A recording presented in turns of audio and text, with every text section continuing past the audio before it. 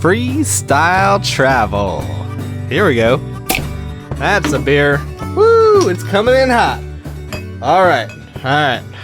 Sorry, I'm pouring this. Oh my god, this beer is foamy. This is my homebrew. I just opened up, and it is foaming.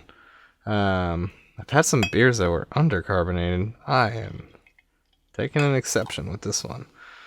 All right, here we go. It's okay. Hey everybody. It's a wild episode. It's a wild time to be alive. So cheers, you guys. Let me take a sip here as we get into this. Drinking this hazy black IPA that I brewed here in Biloxi, Mississippi, where I am right now. Shut down, as it were. Pretending to be shut down. Yeah, obviously, we're in the big coronavirus pandemic thing going on. This is where I came after California to Mississippi. I came here to make backpacks, you know. Kind of got over here in a hurry. My idea was, let's get to Mississippi, let's make a bunch of bivy packs and go on a book tour. That was my idea. I was gonna get here and make some backpacks for people who want to buy them, and yeah, just go on this kind of leisurely tour, going to breweries, talking about my book, 6-pack of hitchhiking stories. You can still get it on Amazon. Hell, a lot of people got nothing else to do better than read, from what I've been reading.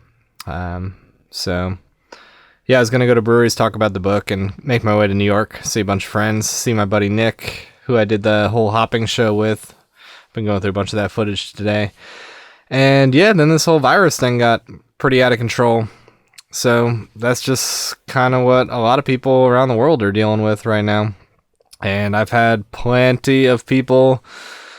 friends, acquaintances, people I barely know, people I don't know at all even, who've just been listening to this podcast, or reading my blog, watching my videos, asking me what I'm doing, you know?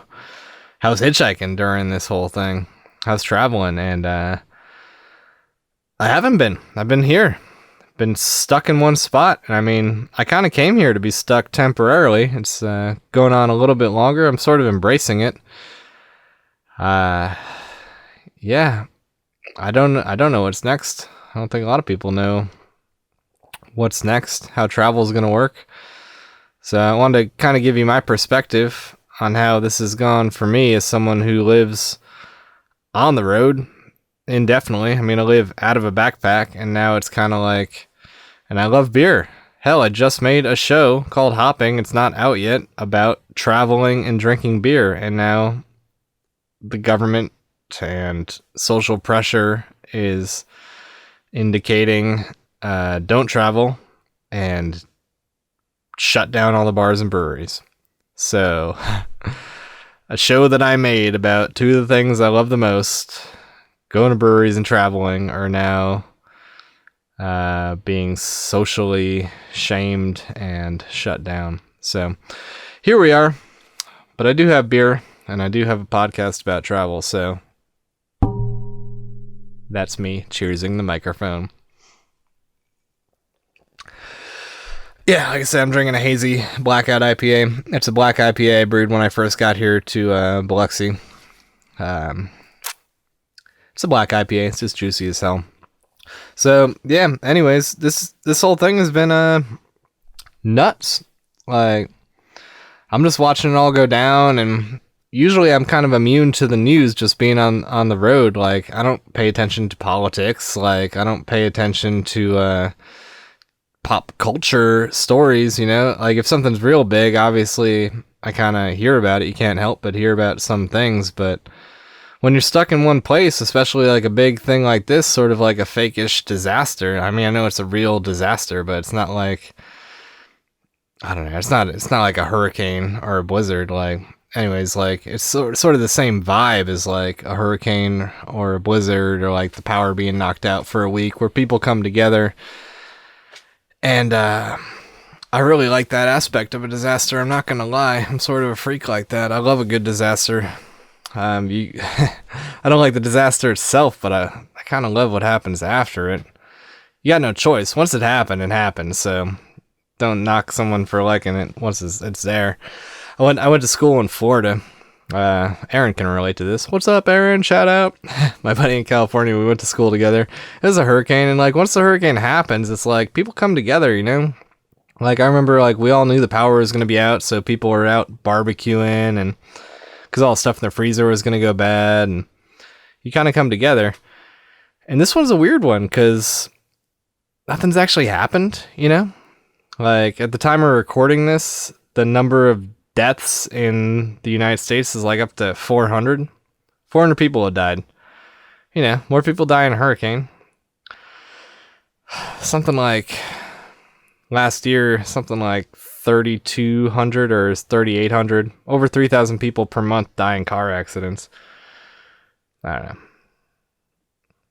It's actually like tangible stuff. It's like you go outside after a hurricane, you go outside and you see like, oh man, look, all those cars are smashed by that tree. You're like, oh, look, we go down to the marina and all the boats are screwed. And you're like, what the hell? Walk around and someone's houses smash and people are helping. And this is just a weird one because it's nice outside. Nothing's screwed up, you know? But people are freaking out. So we're just getting into my personal stuff with it, and I'll keep injecting my little opinions about what I think's going on. But like, so I got to Mississippi. What was it? A month ago or something at this point. 2 or 3 weeks ago. Lose track of time. And yeah, I came here. The idea to make some backpacks. Spend like 2 or 3 weeks here, which is about how long I've been here. I thought I'd be kind of gone by now-ish.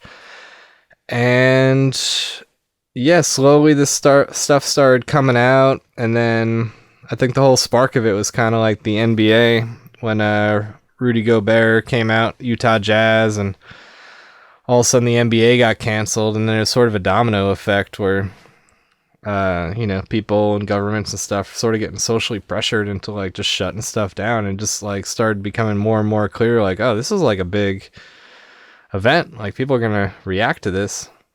So at that point, like I said, my idea was at first was to go on this book tour. I was gonna start in Mississippi through Alabama, Georgia, probably South Carolina, definitely North Carolina, and head up the coast to New York, stopping at several breweries. I was just starting to get in touch with some of these breweries and, you know, plan this book tour. So that was option A. And then when shit started hitting the fan, like places were getting like, you know, bars were shutting down, breweries were shutting down, things were getting canceled, and things were escalating. I'm like, this is looking less likely. And then I started looking at flights. And god damn, were flights cheap. I was looking at this ticket to Panama from New Orleans to Panama City, as in like just south of Costa Rica, Panama Canal, Panama, not Panama City, Florida, not to be mistaken. $50 from New Orleans, not even like a huge major airport. And I was like, ooh, that might be the move. And I was really thinking of it for the first couple days after things started getting somewhat serious. And I was thinking not New York. I was like, I'm going to Panama. Basically, and all I was waiting on was, so I'm making backpacks, the ones that are available. You can freestyletravelgear.com, those backpacks, the ones that I made, that design. But I was trying to make a new one for myself, a new prototype. So I was waiting until I finished the design and I placed the order to buy the plane ticket, because I want to make sure I made the order for my new fabric to make my new backpack just for myself. And so I was like, let me wait until I finish the design and make the order and know how long it's going to take to get here, and then I'll buy a ticket. And yeah, as you guys all know, in the last week, things have just gotten real crazy. So I'm glad I didn't buy the ticket, because Panama shut its border to everybody. Costa Rica shut its border to everybody. You can't go to Panama. You can't go to Costa Rica. Hell, I mean, you can't go barely anywhere. If you do, you get socially shamed. For sure. Dude, I'm reading stuff on, I'm on a bunch of forums for like ultralight backpacking gear and stuff. So they're shaming people for hiking the Pacific Crest Trail and the Appalachian Trail, saying you're going to spread it to all these mountain towns. No one's actually thinking about the actual logistics of these things. I mean, they are, and then they're just extrapolating into the worst possible scenario. But it's getting blown way out of proportion. Mostly, there's just not enough statistics to back a lot of this stuff up. But there's plenty of numbers. So there's plenty of numbers to back up anything. So, I mean, it's like a double-edged thing. Like, you can just choose the data points you want. The data points. And, like, just do what you want. And there's just been this whole culture, I feel like, lately of just, like, it's been real easy to shut people down, whether it's a comedian for saying something or a politician that does one thing, and you just take the one thing that they did and just say, well, that's it for them. That's been going on a lot, for better or worse, you know, for better or worse. I'm not going to judge every single thing that has happened and every single person that's done something and gotten shut down for it, but it's been a big thing that's happened in our culture in the last year and definitely in the last 3 or 4 years. So I feel like we've all been conditioned for that, where it's like real easy to be like, X celebrity did this. If you watch their movies, you're an asshole now too, etc. It's just been, that wasn't a big thing growing up for me. It's been something the last few years. My point is that, like, we're used to that now. So now it's like, this is the all-time great for canceling stuff. Now, if you're the mayor of a city and then someone shows a photo of your beach in your city, say in Biloxi, and there's a bunch of people on the beach, that's going to be all over social media. Like, look at these assholes not respecting the coronavirus, and they're going to kill old people. And you shut the city down. I feel you. Mayor of Biloxi, mayor of any town, governor of any town, senator, like, you're going to look like a dick for sure if you don't shut the stuff down. So, I mean, bit by bit, the dominoes are falling for better or worse. It's like, these people need to save face. These people more or less don't want to be wrong, you know? And it's just like woke culture and all that. It's just like, it's one of those things where you can't be wrong. So let's just take this whole thing on a whole. Social distancing, that's the phrase, right? Like, no matter which way this works out, they can't be wrong. Like, if nothing happens, if not a ton of people die and we all get through this as humanity, it's like, oh, well, it worked. Social distancing worked. Shutting everything down worked. So you can't be wrong. But if nothing was going to happen anyways, it's like, you don't know that. So it's just the safe move. It's definitely the safe move. Whereas if you don't shut down your city, your country, and things do go wrong, you're the villain for sure. So people have no choice, really, socially. It's just getting socially pressured to do it. For better or super worse. I love it and hate it, to be honest. Like, it's because it is bringing that disaster part that I do love as far as people coming together. I know people aren't physically coming together, but there's something about people knowing that we're all in it together to an extent. Like, knowing that just like, oh, everybody's dealing with this to different degrees, but when you can't go to work and you got to stay home, but you know, like, another several billion people are in the same boat as you, kind of feels cool. And you kind of just breathe a little bit. Just breathe and just know you don't feel any guilt that you're not doing anything. I think a lot of people are probably embracing that. Like, you just like, okay, it's okay that I'm not doing anything. And I'm sure there's a lot of people who are just screwed, though. I don't know. I'm just saying a bunch of stuff that y'all have probably heard echoed and repeated a bunch before. So I'll get back to a little bit of the travel of it and whatnot. Like, let me take a sip of beer. Because this beer is delicious.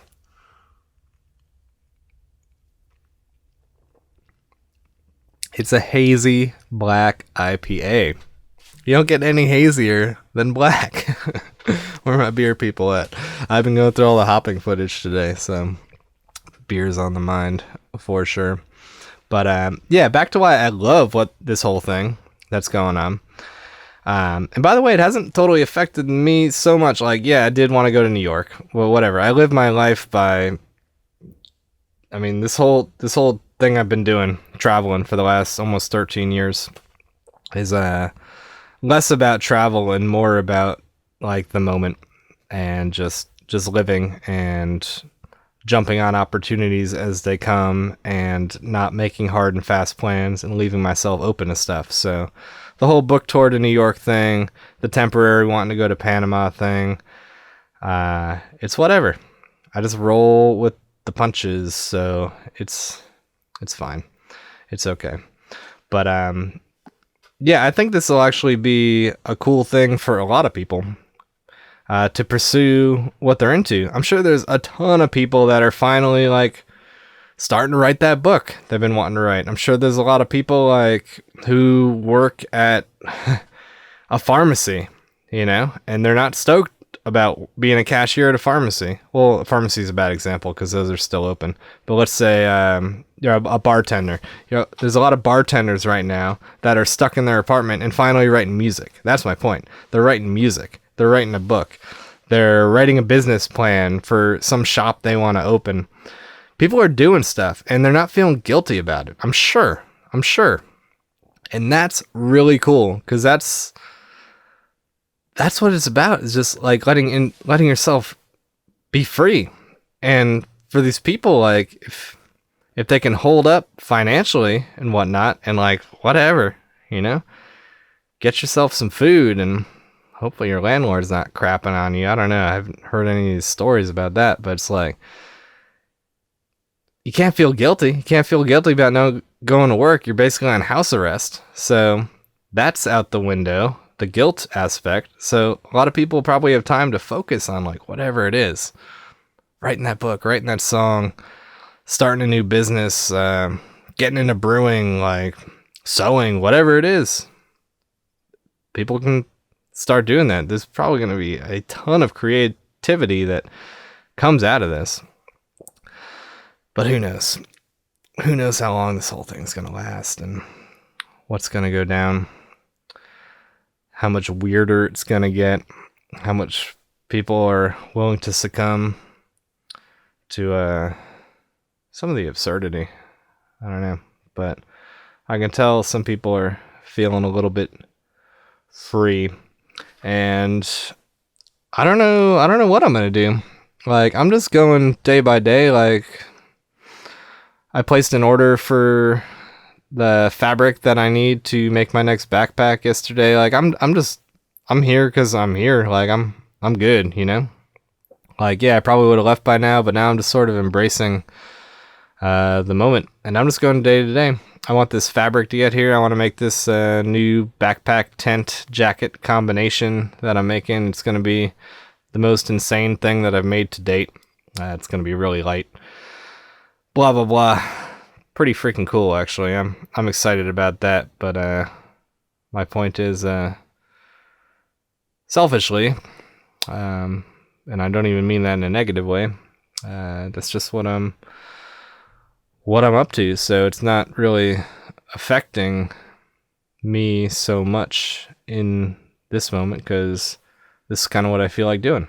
I feel like being here and I got to wait for this stuff to get here anyways. So I'm not going to leave until it gets here, until I make the thing. So that's okay. But yeah, when I start reading this stuff about people getting shamed for hiking, literally like going out and hiking,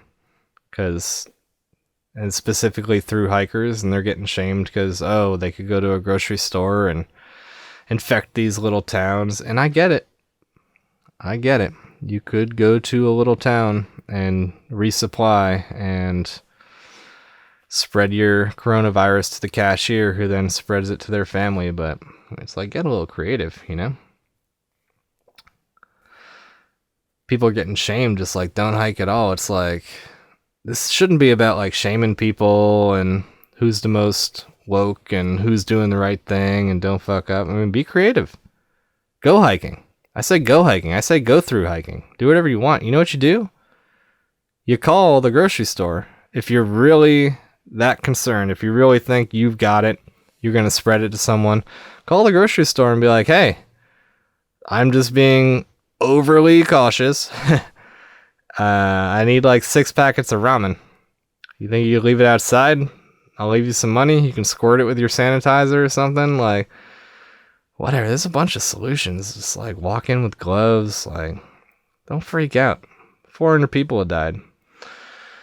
In China, less people have died in China the whole time than die per month on the roads in the United States. I mean, that's pretty nuts. That's pretty nuts.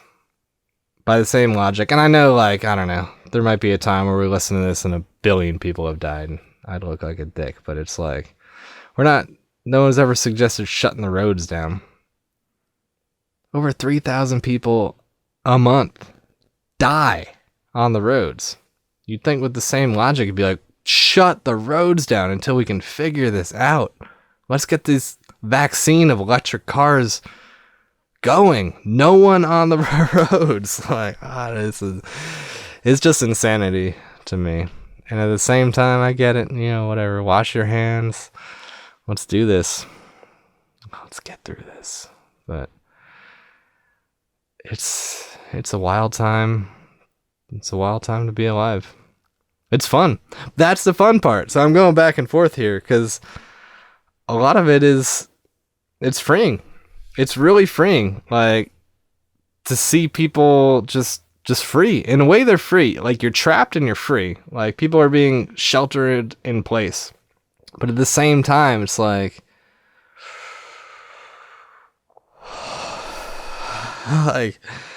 it's like a breath of fresh air.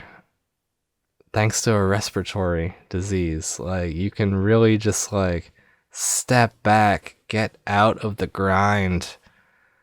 Like, you have to. You're not being a dick. There's no guilt. Like, you're forced to stay home. And I know everyone's situation is different. I gotta keep, saying stuff like that. But it's kind of nice. It's kind of nice. Despite all the negative stuff that's in there, like, there's a lot of positivity in there. So that's what I'm talking about with the disease. Let me take another sip of beer and I'll tell you about the just some of the stuff that's been going on here. There's been some couch surfers and someone from Trust Roots that dropped in. Some cool stuff. I'm in a pretty good hub. I'm in one of the best places I could be for something like this, and I did not intend to do that. This is maybe the best place I could be, besides with like some of my family. But even if I was with my family, I wouldn't be in a place where I could be as productive as I am now, just because of the sewing and stuff. Let me take a sip of beer here. I love you guys. Oh, that beer is so good. I'm gonna double sip it. This is good. Actually, there's still a beer that I brewed here from one of the last times I was here in Mississippi. And oddly enough, it was called the Vibrio Stout, which is the flesh-eating bacteria in the water here in the Gulf. You can't swim in the water in the Gulf here. There's a flesh-eating bacteria called Vibrio. And I named my stout after it. Because we're one or two blocks away from the beach right here. Which is funny, because it's like, so close to the beach, but you don't get in the water. The French guy did. I'll tell you about that in a sec. I'm going to double sip. I dry hopped this beer twice. A bunch of hops in the whirlpool at the end of the boil. Hops. Some oats. It's got the body of a hazy IPA. It's definitely got like the hop character of a hazy IPA. But I used some dark malts in there. So it's delicious. To my beer people. So enough about Corona. Y'all have heard everything that I said come out of someone else's mouth at some point.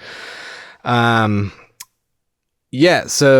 I got here, and the cool thing is, I'm staying, it's my buddy Christian, his wife, who's amazing, and their 2 kids. Yeah, I did a podcast with Christian a while back. He picked me up hitchhiking back in 2015 when I was first doing the Bivy Pack thing. Y'all who've been listening to this kind of probably know who he is. We've been friends ever since, and I drop in every once in a while and make backpacks here. So I actually told him about couch surfing and also Trust Routes. Those of you who don't know what Trust Routes is, it's like couch surfing. It's a hospitality network. Trust Routes and couch surfing both are a bit like Airbnb, but free, and it's more about like interacting with the people. But anyways, yeah, there's a cyclist who came through, a writer. He was biking more or less across the country. Started in New York, went to Florida. So he stayed for a night. That was cool. It's cool to get his energy up in here. He hung out for a day, took off early the next morning towards New Orleans. Heading towards California. That guy, I'm pretty sure that was his story. And the very next day, a French guy came through Trust Routes, and that dude was hitchhiking. And it was the day he got here. He was hitchhiking from Florida, and he was going back to Austin, I believe. Definitely Texas, to go back to school. And the day he got here, he was informed that school was shut down. So he had like a month and a half left in his visa. So he was going over all kinds of options. This was the point where I was thinking about going to Panama. And he's like, I just want to do as much in the United States as I can. So I was telling him this all kinds of ideas, because sort of romantically he wanted to hit LA, hit the coast, just kind of do that Miami to LA, like Atlantic to Pacific mission, just for like, narrative of his own story. So he's kind of had that in mind, and I was just giving him a ton of advice, and he was going to stay for a night. He ended up staying for like 3 or 4 nights, just hanging out, just reassessing what he was going to do. And then his exchange student schoolish kind of situation was canceled and switched to online classes or whatever, but he still had time on his visa. So I was like, go to Utah, Zion, Arches, Bryce Canyon, all that good stuff. I'm like, Colorado, Denver, Wyoming, suggesting Oregon to him. So that was just kind of fun, just because I know the United States really well, obviously, and I've hitchhiked a bunch. Oh, it's kind of funny, like, we were talking hitchhiking, and then he's like, you look familiar. And he'd actually found one of my videos online. Actually, me and Christian, there's a video I posted somewhat in the last year where I hitchhiked from here to Florida, and he'd watched that video in his research of hitchhiking in the United States. That was kind of goofy. So yeah, I was just giving him as much advice as I could, going over different routes. And flights then were so cheap as they are now. It was like, he was looking at like $20 flights from New Orleans to Seattle, or $22 to Denver.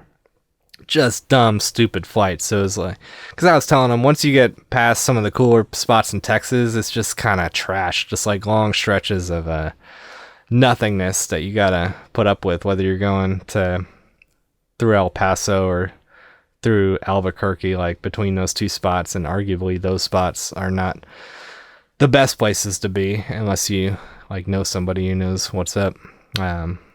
So he's like, yeah. And for him, like $22 was absolutely nothing. So it was kind of cool just going through all that with him. Don't know what he's doing now. Don't have his information. I think Christian does. So who knows? Because it got even worse once he left here. That's when like California got like officially. That basically the day or two after he left is when a lot of cities started saying like no more bars, no more restaurants, which may or may not affect him. I think he's more of a national park guy. But now I'm starting to hear stuff like, oh, national parks are sort of shuttering down, but who knows how accurate and enforced a lot of that is. But yeah, some of that was going on. So I don't know, I've been staying entertained while I've been here, and the last week has been the craziest week, where it's just like, it seems like 2 or 3 times a day there's just another revelation. You see another city getting crazier. National Guard got involved, which I don't know exactly what that means today. Different stuff, and it's just becoming more and more apparent that traveling's going to be a little bit tough. Like, obviously getting out of the country right now is just not an option. Not an option. I don't know where I'd go. You know, the United States is a beautiful place to be. It's a big place to be.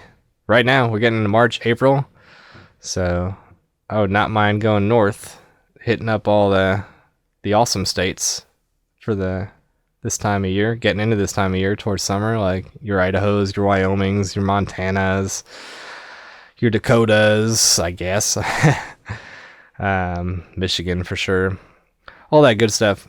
There's places to go, but yeah, as long as this social pressure is happening, like, I don't know how true, I don't know. Until I hit the road, I don't know. Like, I sort of feel like what I was trying to get away from, like, it's obviously worse now than when I first started traveling back in 2007, but now it's like, I sort of feel like what it's like to be in one place where all this fear-mongering that I get hit with when I travel sometimes, where people are just, like, nervous, like, I get it. Because if all you can do is rely on what you're reading on the internet, it's like, oh my God, it's crazy out there. But maybe it's not so bad. Maybe I'd hit the highways and start hitchhiking, and maybe I would get picked up still. But I kind of got the feeling that people just be like socially shamed out of picking me up. Just be like, that's not a good idea. That dude's traveling around. That dude's not woke. What is he doing? He's putting us all at risk. I have no idea. The actual perception of people. I just stuck in one place. I can only interact with the people around me, and I can only read what's written by people who are allowed on the internet. So it's weird. This is weird for me. Usually I spend my life like moving around. Every few days I'm in a different place, and I'm actually talking to people who may or may not be the type of people to post their opinions on the internet, which is a specific subset of people. Well, it's a pretty wide view still, but it's strange. So I don't know where to go from here, but this is where we're at. That's where I'm at. And I'm just, I know I've been kind of rambling a little bit and maybe even ranting a little bit, but yeah, back to that other point. I'm not too worried about it right now because it's not an issue for right now for at least another week. I'm just hoping North Carolina doesn't get shut down so my fabric gets here. The company I go through is out of North Carolina, so as long as they ship that stuff I need for my backpack, I mean, that's what I'm doing, you know, that's what I'd be doing, virus, no virus, whatever. Just want to make that, do that, and it'll be another week until I'm wanting to get out of here, perhaps move on. And I still got some ideas, even if we're in this chaotic situation. North Carolina also coincidentally is where my brother lives, where I got some family. Wouldn't mind going there. My dad works at a hardware store up in New York, which is considered, even though New York's like kind of shut down, hardware stores are considered essential businesses. So he's still working. He's there by himself. His wife, my stepmom, and my brother gone down to North Carolina as well. So he's up there by himself. Wouldn't mind dropping in on him. I got a bunch of friends in New York City. I don't know how they feel. I don't know. Maybe I'd be the problem, you know? Maybe I'd be the problem, jumping in there, spreading diseases. So I don't know. It's a weird one. Everyone's feeling weird. So just expressing some more of that. Yeah. It's a little strange. I'll take another sip of beer in this little moment. I hope you're taking a sip of beer too.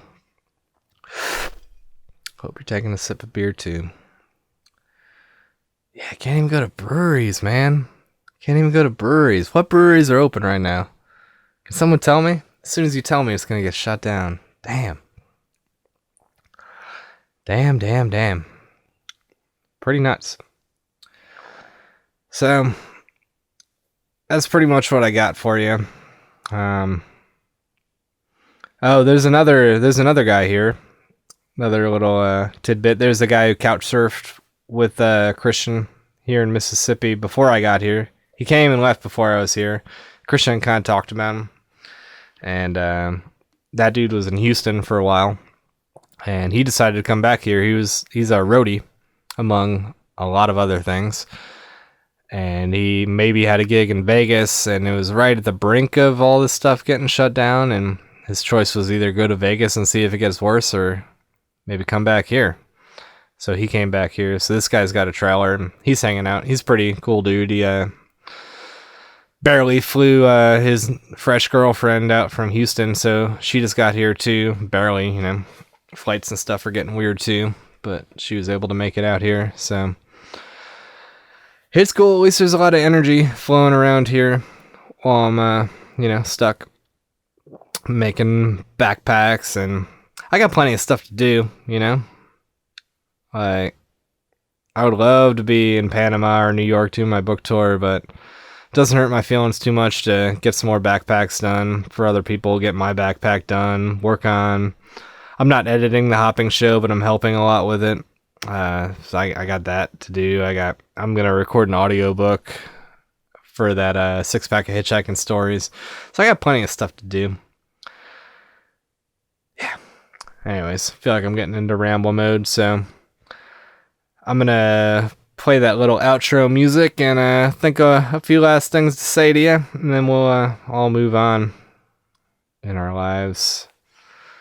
Yeah, I'm curious what all you guys are doing. I got a lot of people reaching out to me. Just, I guess I'm in a slightly different situation, but everyone's got a pretty unique situation at this point. So, hit me up, everybody. I'm kind of curious what you're all doing.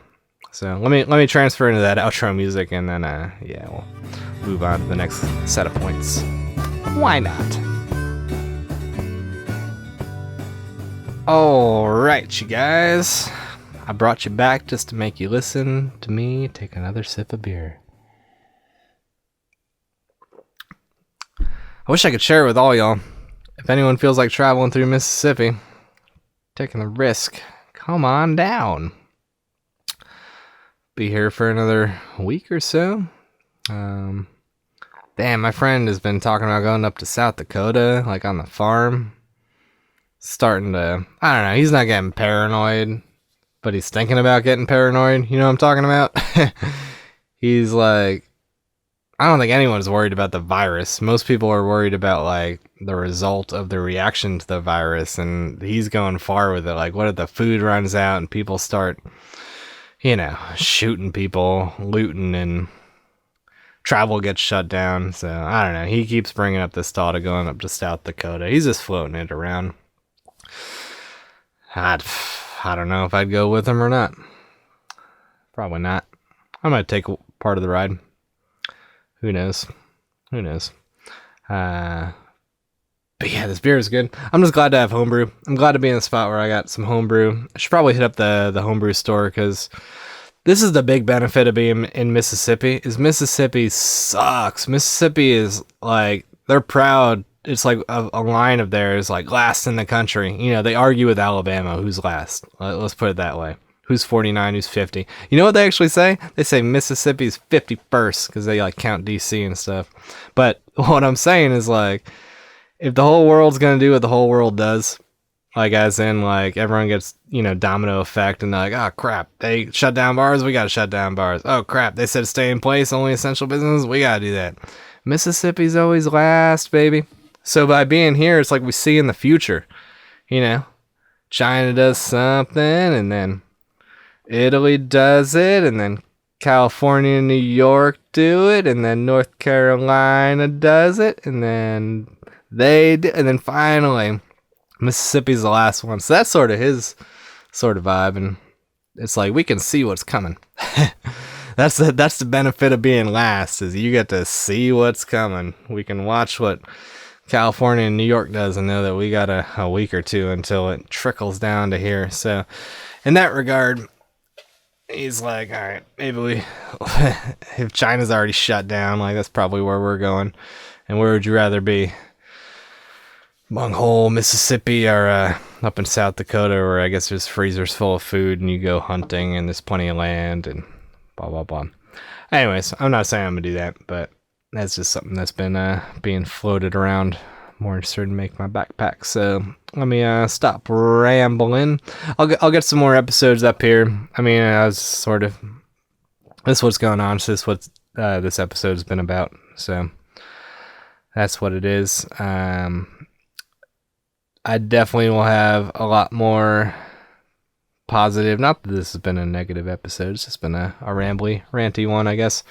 Actually, it's not too bad. I shouldn't sell myself short. But I'd rather be talking about hopping, the show about hitchhiking and beer. I feel like we're really getting into it, and been talking to my editor, Gary. So I feel like that's I wouldn't say imminent at all. I wouldn't use that word imminent, even though it just came to my head and I'm saying it into a microphone. But I feel like we're really getting into it. Because he's in LA, so he's locked down. What else are you going to do, Gary? Are you listening to this? Be editing this show. So, yeah, hopefully next episode I'm talking more about that. The hopping show. I can say stuff like get on YouTube and find our channel and subscribe.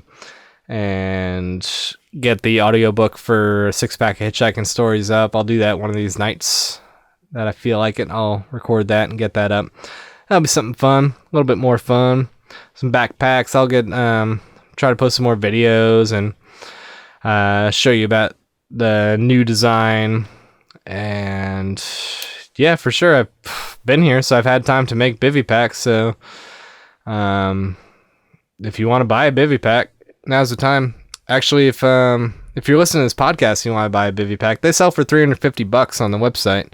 Because I use really high-end material, so it might sound expensive, but it's a backpack and a tent. So actually, if you do the math, it probably saves you money if you're getting it. So, but whatever, one time only. If anyone's actually listening to this, just send me an email.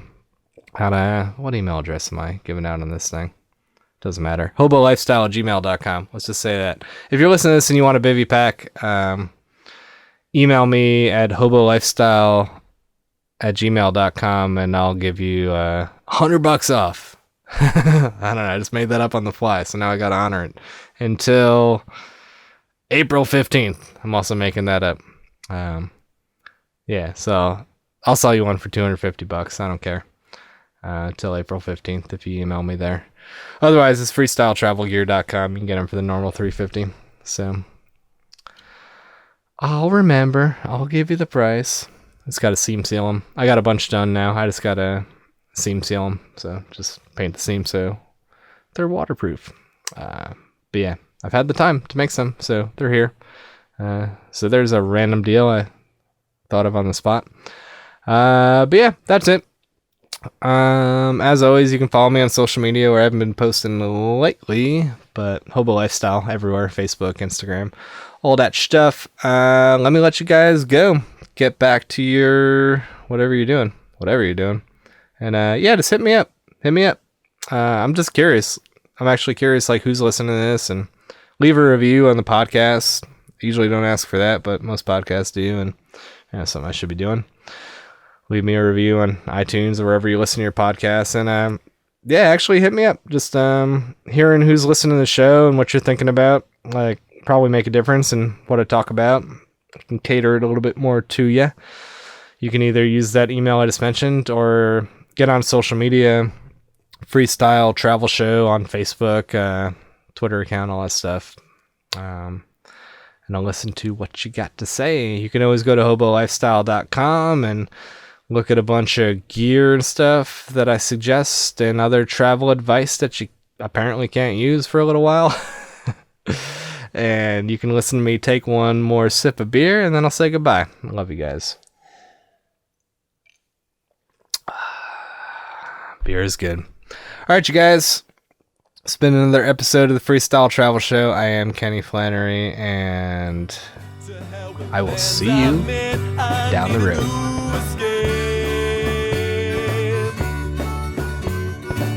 With all my shit straight, I'll get my big brain.